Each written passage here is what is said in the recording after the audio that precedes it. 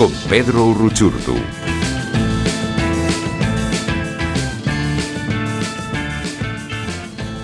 Muy buenos días, amigos, bienvenidos a otro Aquí se habla libertad, como todos los jueves, acompañándoles por la señal de Radio Caracas, Radio 750. Un gusto, como siempre, poder estar en sintonía con ustedes y gracias por siempre estar allí con nosotros. En la dirección general de la estación, Jaime Nestares; en la gerencia de producción, Willy Zarcaya; en la producción, Carla Sons y Justo Navarro; en los controles, José Gregorio González, y quienes saludan en la conducción, Pedro Urruchurtu. Recuerden además que podemos estar en contacto a través de múltiples canales. RCR les ofrece múltiples vías para estar en contacto en vivo y también para que puedan ver nuestra programación en diferido cuando tengan chance. Pueden hacerlo a través de www.rcr750.com. También pueden hacerlo a través de todas nuestras redes sociales, @RCR750 en Periscope, en Twitter y en todas pues nuestras plataformas y por supuesto en YouTube. Así que gracias por siempre estar allí. Y además en este programa, como apoyamos el emprendimiento, también decimos que este programa llega gracias a Habibis Cakes también. Todos queremos un postre ideal, no solo en sabor y presentación, sino también en precio. Y a veces pensamos que es mucho pedir, ¿verdad? Pero en realidad eso ya no será un cuento dulce, porque llegó Habibis Cakes, el postre que siempre quisiste. Sí, como lo estás escuchando, Habibis Cakes, donde encontrarás una variedad de postres como son la pavlova de arequipe, chantilly fresas, que es deliciosa, debo decirlo, brownies con full chocolate, torta tres leches, suspiros, pay de limón, trufas, marquesas, pionono y mucho más, que se los digo yo, y mucho más. Así que en Habibis Cakes conseguirán dulces en todas las presentaciones, en porciones individuales, mini, familiares, familiar, así como lo habían soñado, en todas las presentaciones que quieran. Y además hay que decir que no es todo. Habibis Cakes hace de tus momentos de fiesta únicos y sí, como te lo estoy diciendo, en Habibis Cakes puedes mandar a hacer la torta de cumpleaños, bautizo, matrimonio, graduación, como la pidas con Habibis Cakes. También tenemos mesas de dulces, como en un cuento muy dulce. ¿Con quién? Con Habibis Cakes. Así que síguenos en Instagram como @HabibisPisoCakes y haz tus pedidos que nosotros los llevamos hasta tu hogar, porque más que un postre, somos un bocado de amor con Habibis Cakes, apoyando al emprendimiento honesto y al emprendimiento que sigue apostando a Venezuela. Y bien, amigos, hoy tenemos un programa bastante especial y pues muy contento de tener esta conversación vamos a tener el día de hoy. Tenemos varios temas que analizar. Uno, por supuesto, vamos a estar centrados en Ecuador, en lo que está pasando con la elección de este domingo, la elección presidencial, pero también legislativa. Vamos a estar conversando con un gran amigo que nos va a estar contando un poco de la experiencia allá en Ecuador, y también vamos a estar analizando un poco la economía venezolana, porque hay mucho ruido. Además, esta semana hemos estado escuchando un montón de cosas y es muy importante que frente a todo eso que estamos escuchando, pues podamos, digamos, analizar, comprender qué está pasando, comprender hacia dónde nos están llevando estas señales de la supuesta normalización a la que algunos nos quieren llevar. Y bueno, eso es parte de lo que vamos a estar también analizando el día de hoy. No sé si ya tenemos al primer invitado en línea. Estoy esperando que producción aquí me está diciendo que hubo un cambio con el Skype, así que ya estoy enviando la información para que lo podamos contactar. Pero bueno, vamos a ir comenzando, lo voy a ir presentando. Paco Mendoza, Francisco Mendoza, debo decir que además es un gran amigo porque hemos coincidido en múltiples espacios, pero en su caso él proviene del mundo de las ideas. Las veces que hemos coincidido ha sido precisamente a partir de todo lo que es el mundo de los think tanks, el mundo de las ideas liberales, pero Francisco ha dado un paso más allá y ha pasado de las ideas al mundo de la política, y hoy es candidato a la Asamblea Nacional del Ecuador por Quito. No solamente en lo que significa ser un liberal que apuesta a la política, sino también desde el punto de vista del relevo generacional que es tan importante. Así que bueno, es muy importante poder conversar con él para que nos cuente su experiencia, no solo en lo que ha sido la campaña, sino también en lo que ha sido pues ya el reto que significa para Ecuador esta elección. Bienvenido, Francisco, ya te estaba presentando, gracias por acompañarnos. Hola Pedro, ¿cómo están? ¿Cómo están todos por Bien, allá? No bien. sé si me logran ver. Sí, te vemos y te escuchamos. Perfecto, qué bueno, gracias por la invitación. Tuve un pequeño problema para conectarme en la Tranquilo, cuenta mía. Estamos en campaña, entonces estoy en lugar público. Salí un tranquilo. ratito de la campaña. Hoy cerramos campaña por acá, así que estamos como locos. Eso estaba comentando y además te agradezco, Paco, tu tiempo para conversar unos minutos. Sé que estás, bueno, cerrando campaña, sé que estás corriendo, te he visto además una campaña indetenible, una campaña sin descanso, pero necesaria y muy interesante. Y comentaba, Francisco, mientras te presentaba y te conectabas, que no solamente te conozco de hace un buen tiempo, hemos compartido en muchísimos espacios de defensa de la libertad y de las ideas liberales. Y precisamente comentaba lo que ha sido tu experiencia, que precisamente provienes del mundo de las ideas, pero te diste cuenta de que había que ir un poco más allá, ¿no? Y precisamente diste el paso hacia la política, diste el paso hacia el hecho de participar, involucrarte activamente en política, y hoy eres candidato a la Asamblea Nacional de Ecuador por Quito. Y antes de entrar en esa parte más anecdótica del porqué de esta decisión y cómo ha sido esta experiencia, que suele ser poco común entre los liberales que a veces no comprenden la importancia de involucrarse en la política, lo primero que quiero preguntarte es cómo está Ecuador hoy frente a la campaña, cierra campaña, cómo están las expectativas, cómo está el ánimo de cara al domingo y cuál es tu visión y tu análisis de lo que pueda pasar ese día. Hemos visto algunas encuestas, algunas colocan al candidato de Correa primer lugar, empatado con Lazo. Vemos por otro lado que Lazo, pues en algunas de ellas también encabeza las encuestas. Hay mucha expectativa y todos sabemos que además Lazo representa en buena medida la libertad, ¿no? Y esas ideas que tanto hemos defendido. ¿Cómo lo estás viendo tú en este momento y cuál es la importancia de la elección de este domingo? Gracias, Pedro. Pues bueno, la importancia de la elección de este domingo es fundamental. Lo que yo siempre digo es que no nos jugamos 4 años, sino 20, 25 años, porque lo que pase este domingo da paso o es la primera piedra para sentar una nueva visión, un nuevo modelo en el Ecuador. Y hay dos rutas. Hay dos rutas, son innegables, queramos o no. Por un lado tenemos la ruta que han seguido otros países como Argentina, como la misma Venezuela, y por otro lado tenemos una ruta de mayor libertad, una ruta donde realmente perdamos el miedo a hacernos cargo de nuestra propia vida, ¿sí?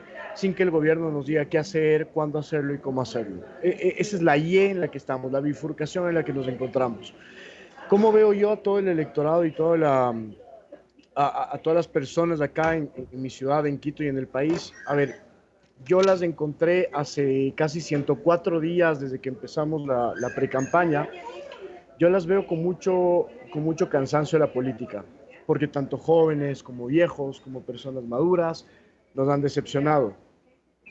Todos han dañado el nombre de la política como tal. Entonces la gente está cansada. Ahora, en estos últimos días, lo que sí hemos visto es que todos los ecuatorianos nos hemos despertado, como que ya nos emocionamos nuevamente por elecciones y por la posibilidad de generar ese cambio que esperamos, ¿sí?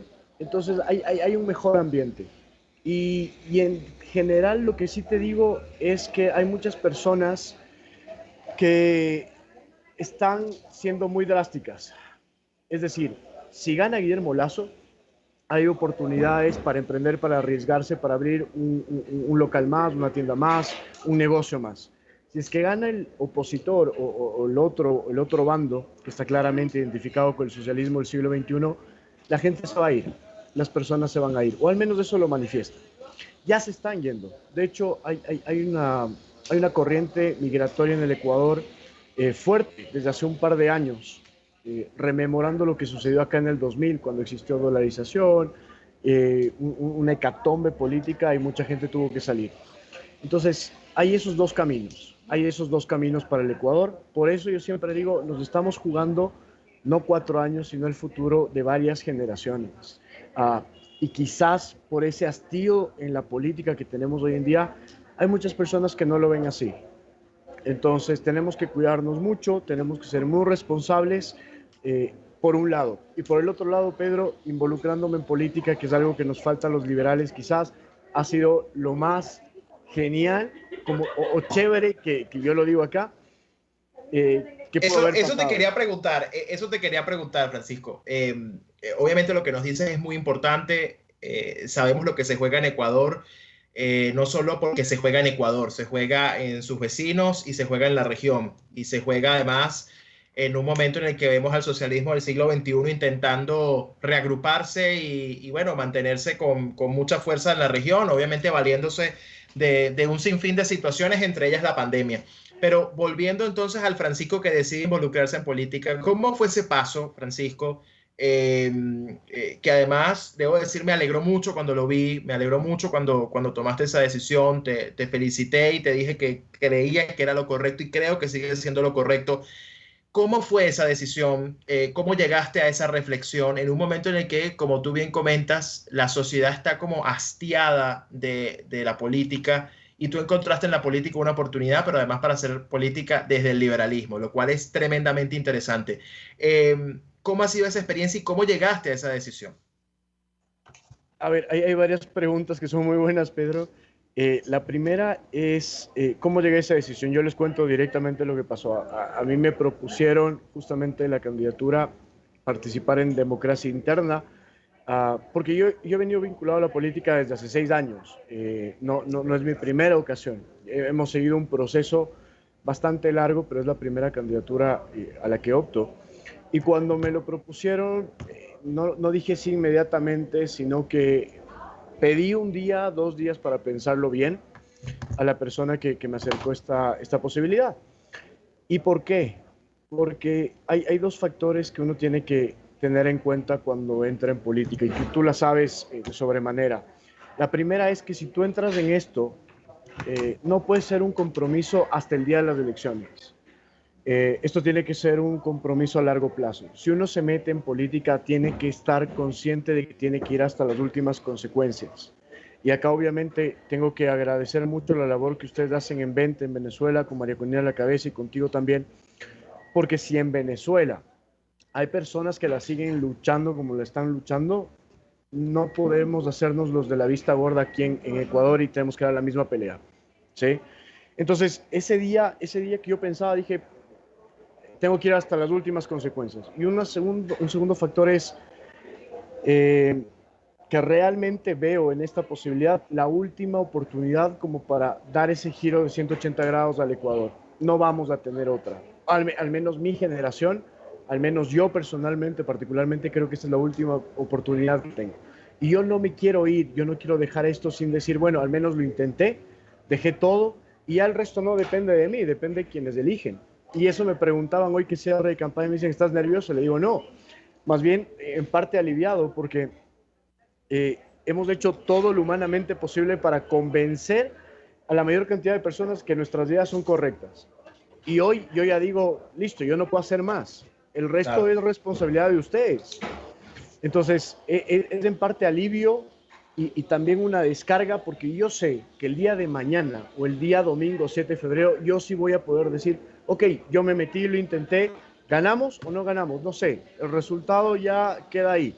Yo me voy satisfecho de que pude dar absolutamente todo en estos 108 días que vamos haciendo campaña. Y ahora, ¿cómo conjugo la parte del liberalismo con la parte de la política? A ver, aquí es una crítica al liberalismo también y lo he venido haciendo este tiempo en campaña. ¿Por qué?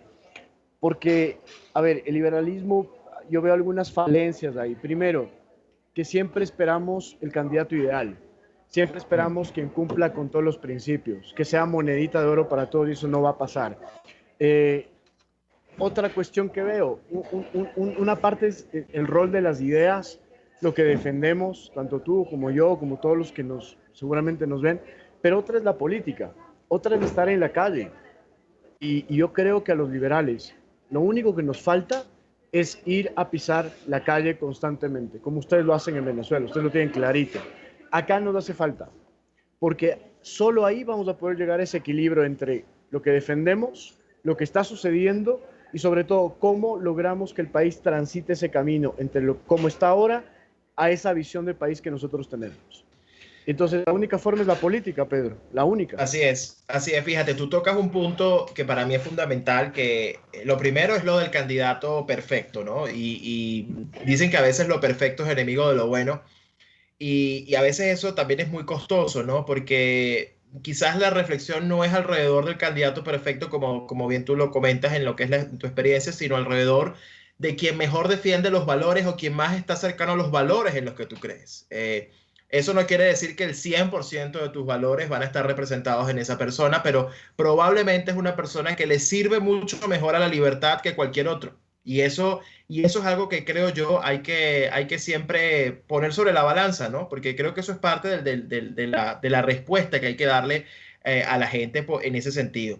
Ahora, quería preguntarte sobre lo segundo que dices, que es una de esas falencias, que es que al liberalismo quizás le falta más calle, ¿no? Le falta más esa empatía con la gente o mostrarle a la gente que al final no hay nada mejor que la libertad, y que la libertad desde luego implica responsabilidad, pero tampoco implica olvido ni pretender que la gente, ¿sabes? Sobre todo en condición de vulnerabilidad o lo que sea, va a quedarse sola y va a tener que resolver por sí sola, sino que hay mecanismos, hay maneras, pero para que la gente, como tú lo decías, se haga responsable de su propia vida con las oportunidades que puede tener.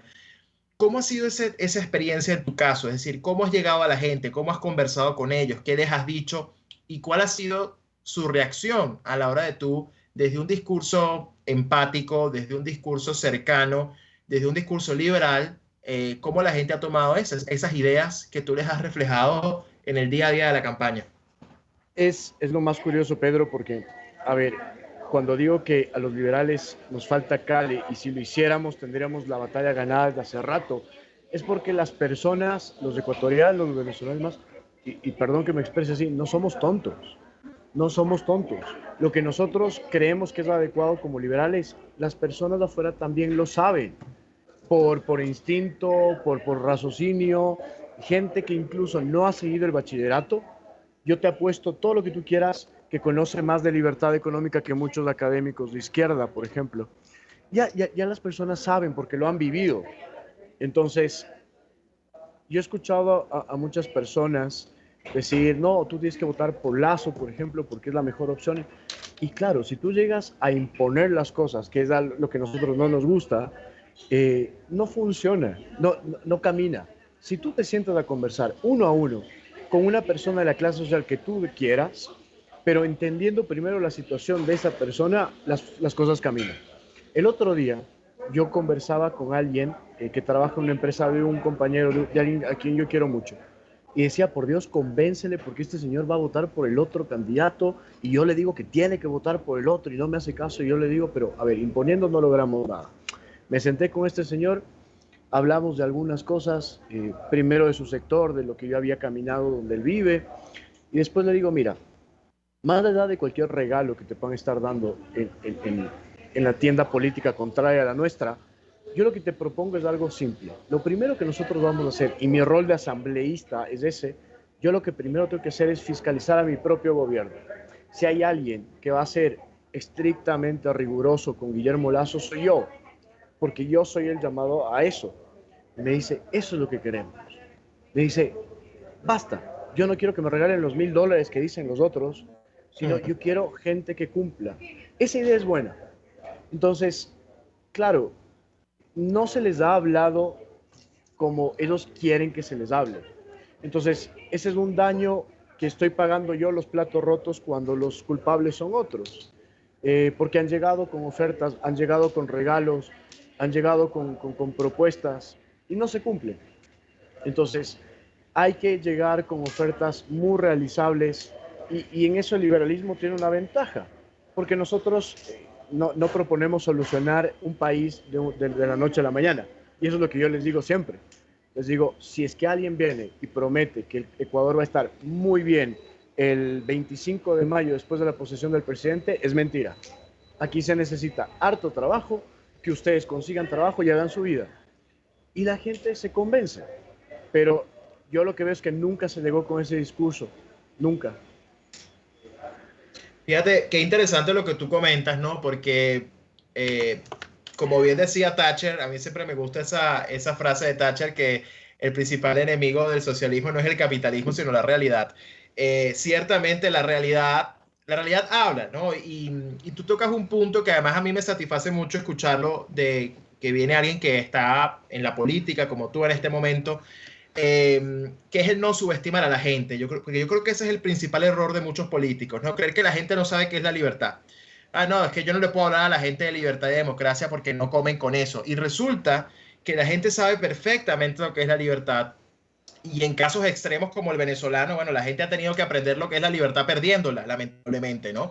Y ha descubierto lo que es el socialismo sufriéndolo. Entonces, al final, esa situación, esa circunstancia crea anticuerpos y la gente sabe perfectamente a qué ideas plegarse o a qué ideas no. Y la gente, como dices tú, sabe perfectamente lo que es la libertad económica, pero en su día a día. Es decir, la gente sabe que la libertad económica para ellos es poder ahorrar, poder ir al supermercado y escoger lo que quieren, lo que puedan comprar, en la cantidad que quieran y que va a haber variedad. La gente sabe desde su realidad lo que es ser libre. Y la gente también se desilusiona, porque obviamente el engaño populista siempre está allí, el engaño de la dádiva, el engaño del regalo, como bien tú lo decías con esta persona, pero al final se dan cuenta que eso no soluciona nada y que la gente pues al final depende para vivir de eso, y la gente más bien quiere depender de su esfuerzo, de su trabajo, lo cual me parece tremendamente interesante lo que estás haciendo. En términos generales, Francisco, ya nos quedan pocos minutos de esta conversación maravillosa que estoy teniendo contigo y que te agradezco enormemente. Eh, tu mensaje para los que todavía dudan de involucrarse más en lo público, de involucrarse más en la vida política, tu mensaje para ese liberalismo de trinchera que a veces no entiende que hay que ir más allá de la trinchera, que hay que convencer, que hay que utilizar argumentos, que tenemos los hechos a nuestro favor, que tenemos la historia a nuestro favor, lo que nos hace falta es una narrativa que lo haga poderoso frente a la gente, desde la gente, y sobre todo tu mensaje a los que no entienden la importancia de involucrarse en política como liberales. Quiero tu reflexión final sobre eso. Gracias, Pedro, y de verdad, como siempre, cuando hemos conversado nos podemos ir de largo. A ver, para los liberales de trinchera, no sé si de trinchera, a ver, yo sí voy a ser también muy explícito acá. Yo creo que hay que dejar los egos de lado. Hay que dejar los egos de lado. Y hay algo que a mí me sorprende mucho, que no sé todavía por qué pasa. Si los liberales tenemos tantos puntos en común, ¿no es cierto? Lo fácil es construir desde los puntos en común. Lo que pasa en RELIAL, la Red Liberal de América Latina. Todos tenemos puntos en común. Ahora, la cuestión es, organicémonos un poquito para trabajar y construir desde ahí. Pero lo que aparentemente sucede es que nos encanta encontrar las diferencias. ¿Quién es el mejor en? ¿Quién impacta más en? ¿Quién es el verdadero liberal y quién no? Y realmente mientras discutimos de eso el tiempo pasa y nos ganan. Es así de simple. ¿Y por qué involucrarse en política? Yo creo que el factor fundamental es porque la política es la única herramienta para estar con la gente, para estar con las personas, ¿sí? Y no hay nada más bonito que debatir, conversar, compartir y al final del día convencer. Yo, por ejemplo, es una responsabilidad enorme esto de la política, porque el momento en que tú llegas, tú tienes que entregar, tú tienes que dar resultados. Yo siempre pienso, ok, las personas tampoco es que quieren 1000 resultados, y siempre les digo, miren, con que hagamos 2, 3 cosas, 4 cosas bien hechas, que realmente representen un cambio profundo y que nos lleven a una visión de país que queremos, va a funcionar. Entonces, yo veo que si tenemos esos resultados, la gente nos va a apoyar, pero lastimosamente no hemos tenido la oportunidad de construir esos resultados. Y vuelvo a lo que te decía, que si construimos esos resultados, no estamos hablando de 4 años, estamos hablando de 20, 25, 30 años, que es lo que yo creo que todos los liberales queremos, ¿no es cierto? Hasta para que la batalla se nos haga un poco más fácil también.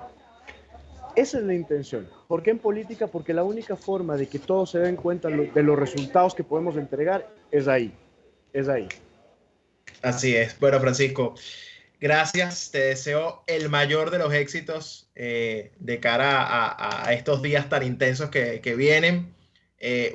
Además, te deseo un exitoso cierre de campaña y de verdad, pues muy contentos este camino que has tomado, que yo sé que te va a traer grandes resultados y que seguramente nos vamos a encontrar pronto y estoy seguro que en un Ecuador que va a apuntar hacia el faro de la libertad y eso es lo más importante. Así que te agradezco enormemente lo que estás haciendo por la libertad, te agradezco enormemente que hayas asumido esta lucha también y de verdad te deseo el mayor de los éxitos. Vamos a estar muy pendientes de los resultados y por supuesto de acompañarte en este proceso que vas a estar viviendo estos próximos días. Muchas gracias. Gracias, Pedro, a ti y a todo el equipo. Saludos a toda Gracias. la gente de Vente y a todos los hermanos venezolanos. Claro que sí. Bien, amigos, conversábamos con Francisco Mendoza, candidato a la Asamblea Nacional del Ecuador por Quito, por parte del partido Creo. Nosotros vamos a una pausa y ya regresamos con mucho más de Aquí se habla libertad. Usted escucha Aquí se habla libertad con Pedro Urruchurtu. Síganos en Twitter en @RCR750, la radio que se ve. Puedes seguirnos en nuestras redes sociales. En Twitter, @RCR750, la radio que se ve. Tarot, ciencias ocultas. Descubre el motivo de tu mala suerte. Regresa tu ser amado. Domínalo. Aleja enemigos. Mejora tu suerte. Empleo. Salud. Parapsicólogo Anthony 0412-738-5289. Y ahora quiero hablarte de Comercializadora Prada. Y ya de solo nombrarlo se me hace agua la boca, porque Comercializadora Prada son los más frescos quesos y embutidos que te llevan a tu casa. Todos los quesos, todos los embutidos. Y como cuentan con proveedores exclusivos, te resulta mucho más económico. Llámalos ya, 0424-134-6035, en Instagram wprada.ve. Comercializadora Prada, todo en quesos y embutidos con la mejor relación precio-sabor.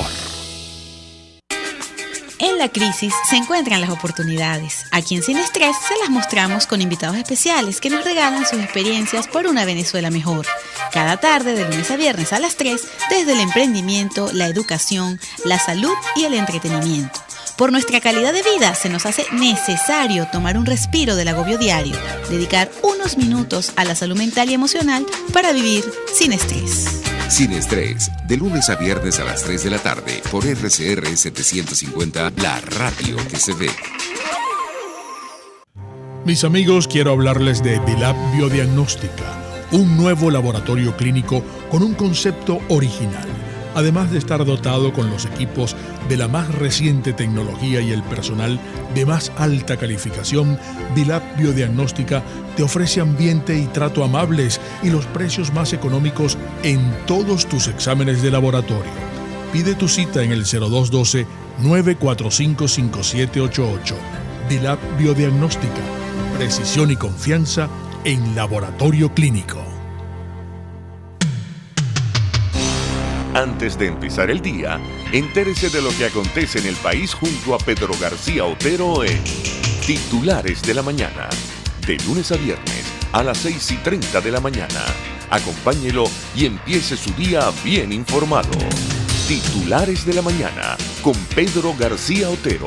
Solo por RCR 750 AM. Porque lo bueno une. Ellos sí que no saben nada. Y así nos va, el espacio donde se tocan los temas más candentes de interés político y nacional. Y así nos va. En este programa, la picardía y el humor inteligente son los protagonistas. Pura cabilla. Lara y Hernández descosen y revelan los secretos más oscuros del acontecer político. Y así nos va, de lunes a viernes a las 4 de la tarde, por RCR 750 AM. RCR 750 AM. Porque lo bueno une.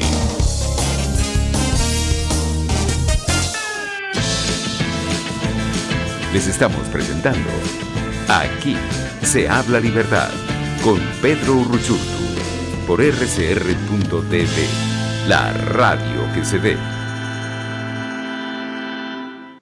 Bien, amigos, estamos de regreso en Aquí se habla libertad y recuerden que este programa también llega a ustedes gracias a Habibis Cakes, apostando aquí al emprendimiento venezolano, emprendimiento honesto, y en este caso, pues a todo lo que nos gusta un postre ideal, no solo en sabor y presentación, sino también en precio, pues ya eso no es un cuento dulce, porque con Habibis Cakes pues pueden tener el postre que siempre quisieron, y como lo están escuchando, pueden encontrar una gran variedad, como lo son la pavlova, arequipe, chantilly, fresas, brownies con full chocolate, tortas, tres leches, suspiros, pay de limón, trufas, marquesas, pionono y muchísimo más. Además, tienen múltiples presentaciones, individual, mini, familiar, extrafamiliar, y encima de todo, si además quieren organizar momentos de fiesta únicos, también Habibis Cakes los ayuda con su torta de cumpleaños, de bautizo, de matrimonio e incluso mesa de dulces. Todo lo que pidan a través de Habibis Cakes lo podrán realizar cuando de dulces se trata. Así que pueden hacerlo y pueden seguirlos además a través de Instagram como @Habibis_Cakes.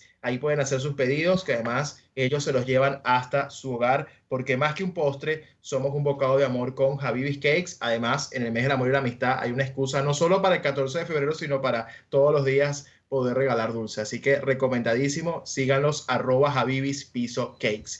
Y bien, amigos, seguimos en el programa. Recibimos a nuestro segundo invitado. Me complace muchísimo recibirlo en el programa, conversar con él, Henkel García, analista financiero, director de Econométrica, y pues con muchísimos temas para conversar. Así que gracias por acompañarnos el día de hoy, Henkel, bienvenido. ¿Cómo estás, Pedro? Como siempre, un gusto y atentos al trabajo. Hoy de aniversario.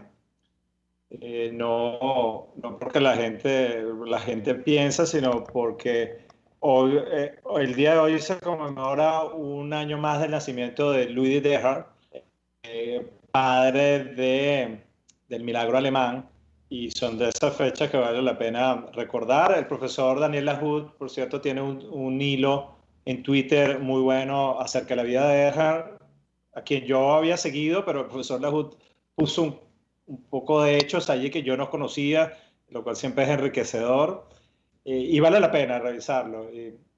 Claro, yo entiendo, de esto hemos conversado, yo soy fiel creyente del ordoliberalismo, que también se llama economía social de mercado, y aprovecho para echar un cuento que también lo compartí en otras redes sociales hace poco. Erhard tiene un libro maravilloso que lo tiene, se dice, por cierto, que es Bienestar para Todos. Creo que es la traducción en español, pero en inglés, no sé cómo es en alemán, porque me imagino que la versión, el libro original debe ser escrito en alemán, pero en inglés la traducción fue Prosperity Through Competition, que es prosperidad a través de la competencia. Ese nombre me gusta mucho más que el de Bienestar para Todos, pero es un libro fantástico porque Erhard tuvo un cargo ejecutivo, tuvo que llevar adelante todo el rescate de una economía totalmente destrozada después de una guerra. Así es. Y lo hace con un espíritu liberal. En aquel momento, la discusión entre socialismo, hasta ideas un poco más tirando hacia comunismo y liberalismo, era quizá más encarnizada de lo que tenemos ahora. Y él comenta en el libro una anécdota bien particular, porque él decía, bueno, si me tocaba discutir con alguien que venía del pensamiento más socialista comunista, yo le decía que nuestra doctrina era la economía social de mercado. Si me tocaba discutir con alguien que venía del ala más liberal, yo le decía que nuestra escuela era ordoliberalismo, así como para quitar esos estigmas de nombres y enfocarse en lo que realmente vale la pena discutir, que son las políticas económicas y sus resultados. Así es, Henkel. Tremenda anécdota. Además, coincide con parte de lo que conversábamos con nuestro invitado anterior, que es un candidato liberal a la Asamblea Nacional del Ecuador. Compiten este domingo en elecciones y hablábamos con él, y precisamente esas eran las reflexiones que hacía él, ¿no? Cómo es necesario, los liberales con tantas cosas en común a veces insistimos en las cosas que nos separan, ¿no? Y eso a veces es un problema, y es un gran problema porque al final el tiempo pasa y bueno, la gente no termina de ver con exactitud una propuesta o una visión que realmente sea atractiva, porque bueno, se evidencia más las diferencias, ¿no? Y esa es una de las grandes reflexiones que toca hacer muchísimo cuando bueno, estamos en este lado de las ideas, ¿no? Pero gracias por la anécdota, y definitivamente una fecha mucho más importante para recordar es esa que cualquier otra, que sabemos a qué nos referimos. Henkel, para introducir y para comenzar esta conversación, yo quisiera preguntarte, justamente ayer compartías un tuit, una reflexión, porque, bueno, obviamente el debate en Venezuela alrededor de la pobreza, que es evidente, que existe, que está allí, y al mismo tiempo de cómo somos más iguales, ¿no? Y al final la conclusión es que ciertamente hoy probablemente Venezuela es una sociedad mucho más, entre comillas, igualitaria, pero porque está en la pobreza, ¿no? Sin embargo, a la par de eso que es tan evidente, hay como una tendencia a creer que la economía se está normalizando, que el país está mejorando, que va a haber crecimiento económico, que el régimen se está abriendo hacia una liberalización económica importantísima que va a traer prosperidad. ¿Cuál es tu lectura frente a todo esto, más allá del tema político, desde la visión económica? ¿Es realmente esto lo que está pasando en Venezuela? Vamos primero por lo del tweet. Lo del tweet, yo utilizo mucho el sarcasmo y la ridiculización de ciertas posiciones. Y al ver a Delcy Rodríguez destacar la desigualdad en medio del estado de la economía actual, me parece hasta un error político. ¿Por qué? Porque te la ponen muy fácil para armar un contraargumento que, repito, quizás allí hay un uso extremo de la ridiculización. Pero quizás es hasta más perverso, porque si bien dependiendo cómo midas la desigualdad, porque así es como ves a un país paupérrimo, en un estado muy precario, con la mayor parte de la población viviendo el día a día y comprando esencialmente lo básico, ves una cúpula con un estilo de vida totalmente distinto. O sea, claro, no es del todo así, porque si alguien me argumentara, espérate, pero yo estoy viendo más desigualdad que antes, sí, pero es como son un gran grupo abajo en la pirámide, te quitas toda la parte del medio de la pirámide y tienes una cúpula viviendo de una manera totalmente distinta y con mucho más lujo y con mucho más holgura, sí, de lo que vive la gran parte del país. Eso para redondear esa idea, claro, el tuit tiene como objetivo ridiculizar la misma afirmación, ese dato dicho por Delcy Rodríguez, pero la realidad es un poco más compleja y quizás hasta más perversa, como les decía al comienzo. Ahora vamos con lo del estado de la economía. El chavismo, sin duda alguna, a mí me parece que de manera obligada tuvo que flexibilizar la economía. Un Estado sin recursos, un gobierno que no estaba estable políticamente, y para mí no estaba estable políticamente, por supervivencia, va a buscar quitar presión de donde pueda ejercer presión.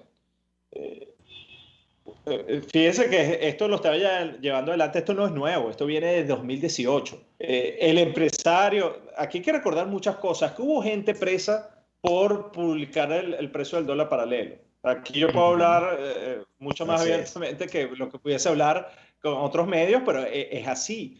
Acá al empresario se le acusó de desestabilizar la economía, de acaparar inventarios y de prácticamente ser el causante de la crisis económica de Venezuela. A partir de 2018 eso cambió. O sea, teníamos controles de precios. Hay que recordar los anaqueles como estaban anterior a 2018. Y ahora sí hay un cambio, que hay que decirlo, y después vamos a meternos un poco más al fondo. Hoy, gracias a esa flexibilización, que es incompleta e insuficiente, porque hay que decirlo, pero con solamente ese acto de sobrevivencia que tuvo que hacer el chavismo, ahorita tú vas a los anaqueles y ves hasta varias marcas. Y ves Producto Nacional hasta compitiendo, que en este caso creo que de manera un poco injusta, con el producto importado. Pero eso lo ves, un cambio total. Eso no ha repercutido, eso quitó presión, eso quizás haya frenado el ritmo de caída. El 2020 es otro análisis distinto y quizás vale la pena meternos en eso. Pero es como una estabilización en el fondo. Es que, bueno, iba como un ascensor pasaste de planta baja y te fuiste al sótano 18 y lo que hicieron fue, bueno, ya no vamos a ir al sótano 25, vamos a quedarnos en el sótano 18, 19 o el sótano 20. Claro, la pandemia nos llevó al sótano 23 por la misma característica de la pandemia, que en el caso venezolano, y bueno, tú que tienes contacto con, que eso sería interesante, que puedas hacer un programa, porque entiendo que por tu trabajo y diferentes labores tienes contactos con personas que viven en otros países.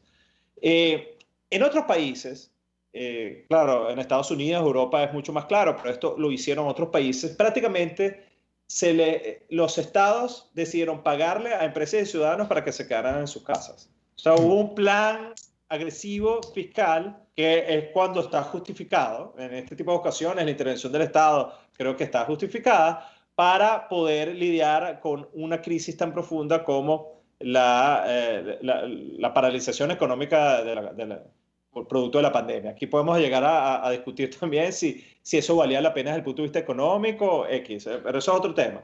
Pero ya una vez que decides paralizar, entonces estos gobiernos, incluyendo el de Perú, y creo que también el del mismo Ecuador, llevó una política de ayudar a empresas y ciudadanos, y en esos países también acceso al crédito. También hubo políticas de facilitar el crédito para que esa carga fuese diluida, fuese distribuida a lo largo del tiempo. En el caso venezolano no tuvimos nada de eso. Entonces la contracción de 2020 fue tremenda. ¿Por qué menciono todo esto? Porque muy probablemente de 2021 vayamos a crecer. Es muy probable que crezcamos. Y ese crecimiento pudiese iniciarse, o pudiese comenzar a tener cifras positivas en el segundo trimestre.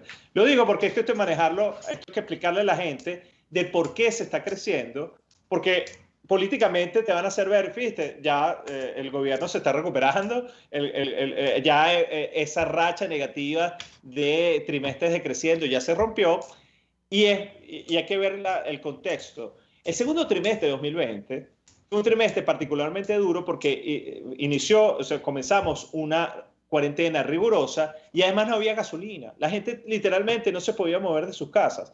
Entonces fue un trimestre donde la actividad económica prácticamente se desplomó casi nula. O sea, la gente sin producir, solamente se producía lo básico. Pareciera que el segundo trimestre de 2021 no va a ser de las mismas características. O sea, vamos a ver mayor actividad económica que la que vimos en un trimestre atípico, en un trimestre muy particular, y sí, la probabilidad de que crezcamos es alta. Claro, y comparativamente se va a notar, además, evidentemente. Pero políticamente, créeme, esto no lo van a vender. Políticamente le van a decir, fíjate, ya estamos creciendo.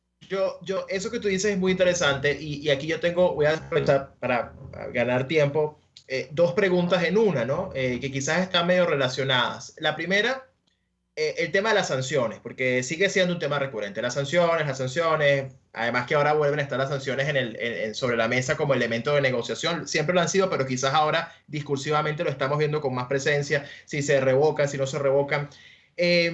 Pareciera, hay incluso ya algunos estudios que hacen ver que parte de esta apertura obligada que el régimen a la que tuvo que acceder se debió a las sanciones, es decir, fue producto de las sanciones, lo cual pareciera indicar que parte de que hoy haya abastecimiento de medicamentos, de ciertos alimentos, es consecuencia de esa apertura. Por lo tanto hay un efecto, si se quiere, positivo de las sanciones, a diferencia de la narrativa oficial y de mucha gente que quiere hacer ver que las sanciones son las culpables de la crisis humanitaria, cuando más bien creo que la han aliviado, y eso es lo que más o menos reflejan estos estudios. Pero al mismo tiempo estamos viendo, Henkel, que parte de esa economía que se está moviendo en Venezuela, algunos la catalogan como una economía criminal en cuanto a los incentivos que se están moviendo allí, el dinero. Obviamente también hay como una tendencia de satanizar y decir que todo lo que se produce en Venezuela o todo lo que genera algún tipo de ganancia es negro, es sucio, es un mercado, tú sabes, que viene del dinero sucio, qué sé yo.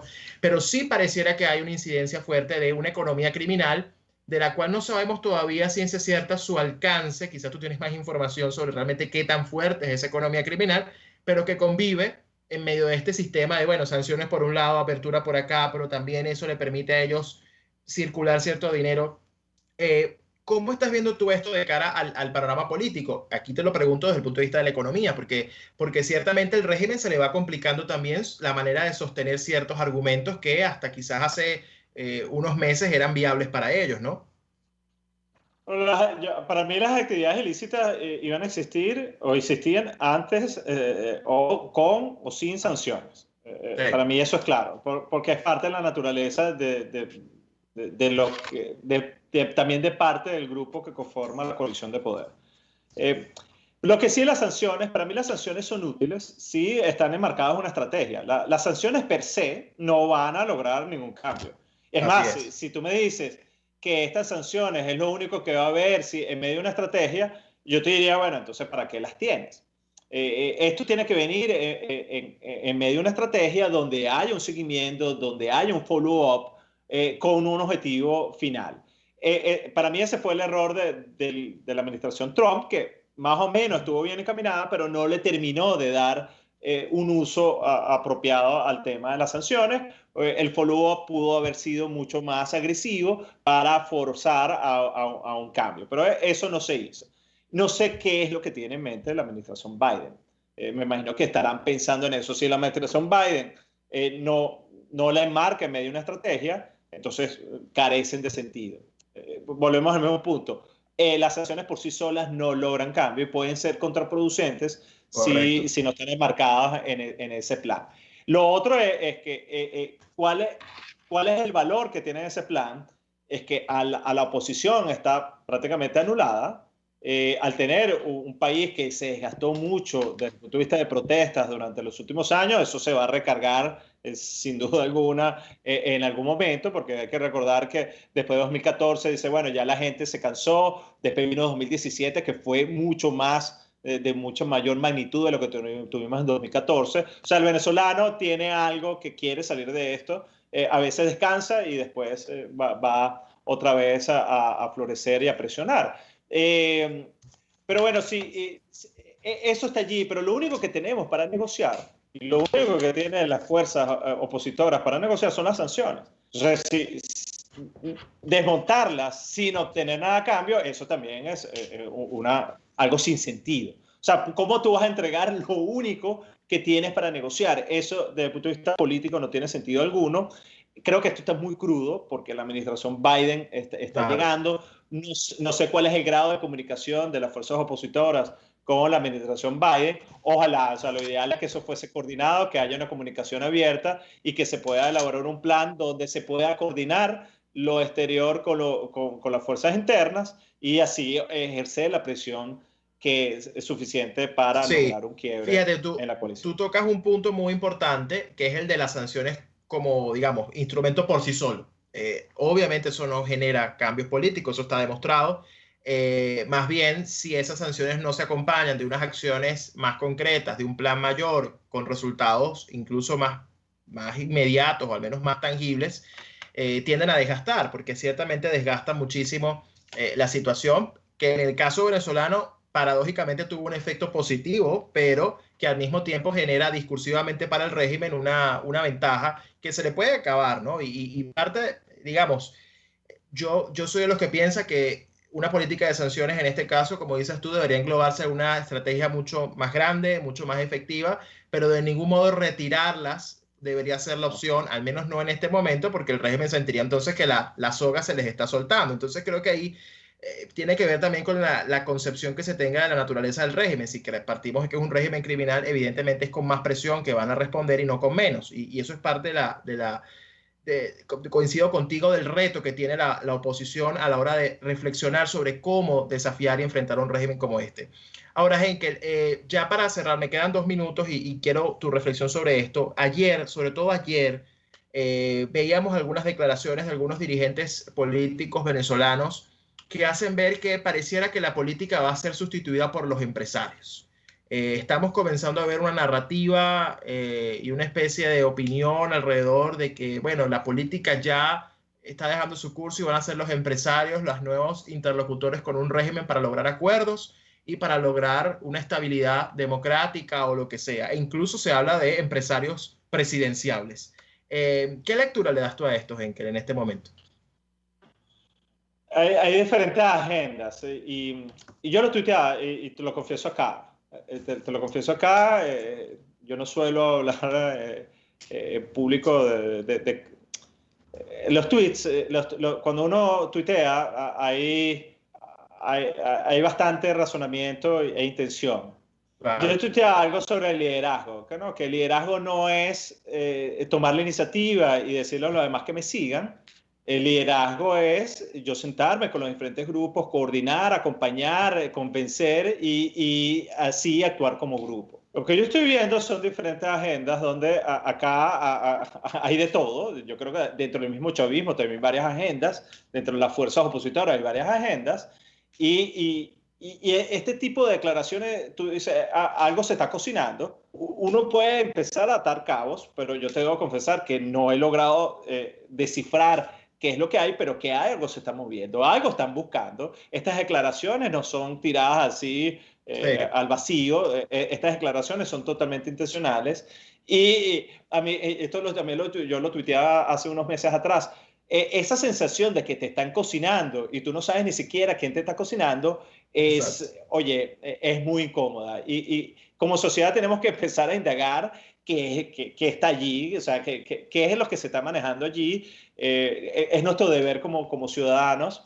Y acá hay algo que yo no sé si está relacionado, pero es interesante, que el chavismo está claramente, o hay grupos dentro del chavismo que están queriendo pasar de poder político a poder económico.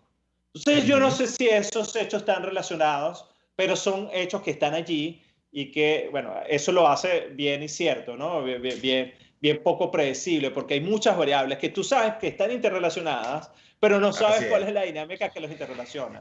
Sí, no, incluso escuchando cosas como decir, bueno, si fracasó la agenda de la política, hay que reacomodarse, y el reacomodo significa hablar directamente con el régimen, ¿no? Que es mucho de lo que es una de esas agendas que es la que estamos viendo.